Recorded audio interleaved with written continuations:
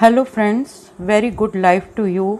दोस्तों, आपको नमस्ते, आदाब, सलाम। मेरी पोस्ट से आप सब बहुत कुछ समझ सीख रहे होंगे। उससे भी ज़्यादा मुझे मेरे स्वभाव, मेरी नेचर को समझ रहे होंगे, मेरी आदतों को समझ रहे होंगे। मेरी आपसे विनती है, प्रार्थना है, रिक्वेस्ट है, मेरी आप सबसे दरख्वास्त है कि मुझे अपना ज़्यादा से ज़्यादा टाइम दें, समय दें, वक्त दें। मैं भी अपने वक्त को, टाइम को ज़्यादा से ज़्यादा यूटिलाइज़ करूं और आपके साथ शेयर करूं और आपको और ज़्यादा सिखाने, समझाने की ताकत रखूं और आपसे भी सीखने, समझने की ताकत रखूं। आज मदर्स डे एक बहुत अच्छा दिन है और मैं माँ की ममता और माँ पे बहुत कुछ लिख चुकी हूँ। बहुत सी कविताएं और गज़लें लिखी हैं, लेकिन इस वक्त जो मैंने लिखी है वो कुछ इस तरह है, आप सुने, समझें। क्योंकि हमने माँ, जो सचमुच माँ इस दुनिया में उतर के आई है, उसे अपने फैशन वगैरह पे समय वेस्ट नहीं करते।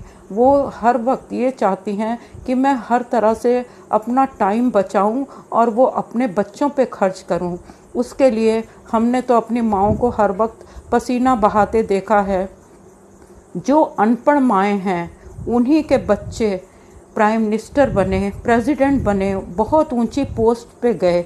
क्या ताकत थी माँओं की ममता। माँ उनके लिए जो खाना बनाती थी तो उनके हाथों का ऑरा उस खाने में जाता था। माँ की विशेस जाती थी जो बच्चे के जिस्म में उतर के उसका इंटेलिजेंस बढ़ाती थी, उसकी शारीरिक, मानसिक, आध्यात्मिक, means physical, mental, intellectual and spiritual qualities को बढ़ाती थी। माँ जिनकी हैं, उन बच्चों की आप बरकतें देखिए। जिन्होंने माँ को खोया है उनको देखिए, वो उनके जीवन में, और जिनकी माँओं ने उनको अपने हाथों से पाला है, उनके जीवन में बहुत फ़र्क है। माँ जो अपने बच्चे की खुद केयर करती है, खुद पालती है, आप उन बच्चों को देखिएगा, वो ज़्यादा संस्कारी होते हैं।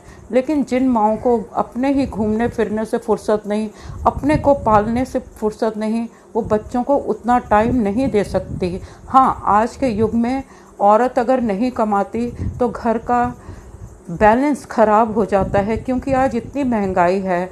लेकिन माँ अगर 10 मिनट भी बच्चे को आके अपने सीने से लगाती है, प्यार करती है, तो बच्चे को कई महीनों की ताकत मिलती है।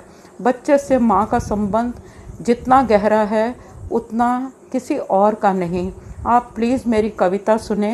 ये कविता सुन के मुझे सजेस्ट करें, क्योंकि माँ और बच्चे के बीच आने वाली बच्चे को जन्म देने से पहले प्रीनेटल स्टेज से लेकर जब तक बच्चा अपने पैरों पे खड़ा नहीं हो जाता, तो माँ की भी बहुत सी ड्यूटीज़ हैं अपने बच्चे के लिए।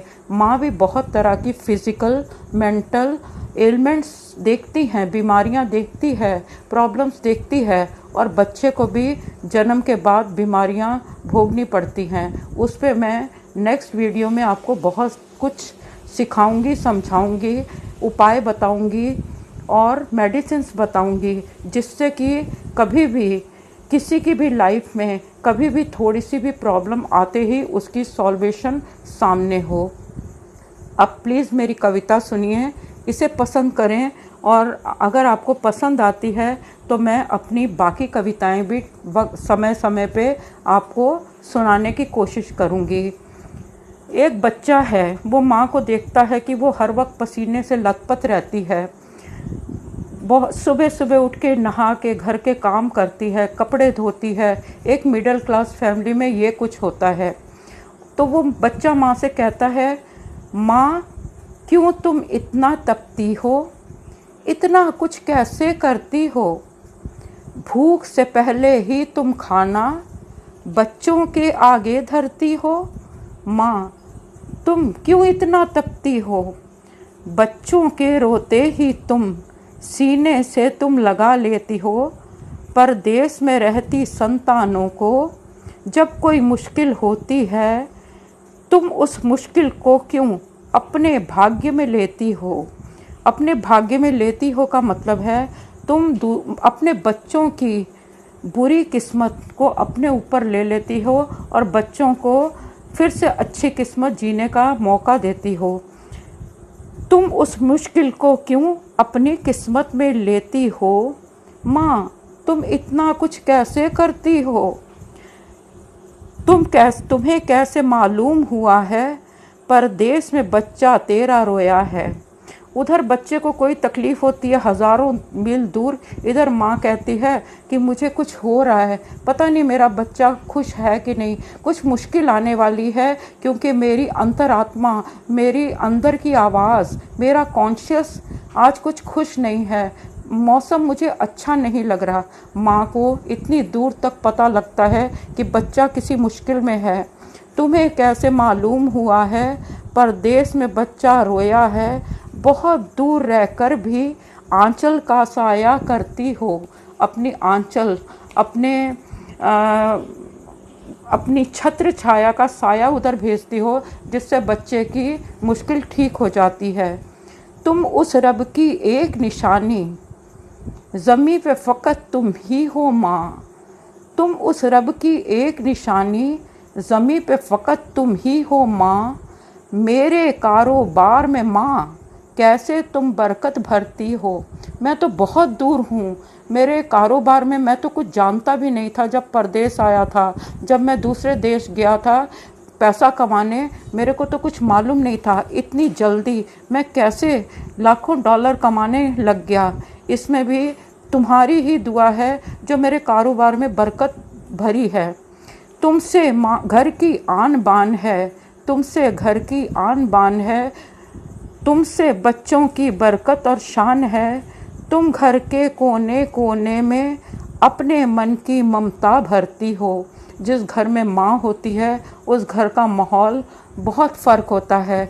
जिस घर में माँ बन के कोई औरत आती है और वो माँ जैसी भावना लाती है, अगर अपनी माँ नहीं होती तो भी उस घर से खुशहाली कभी ख़त्म नहीं होती।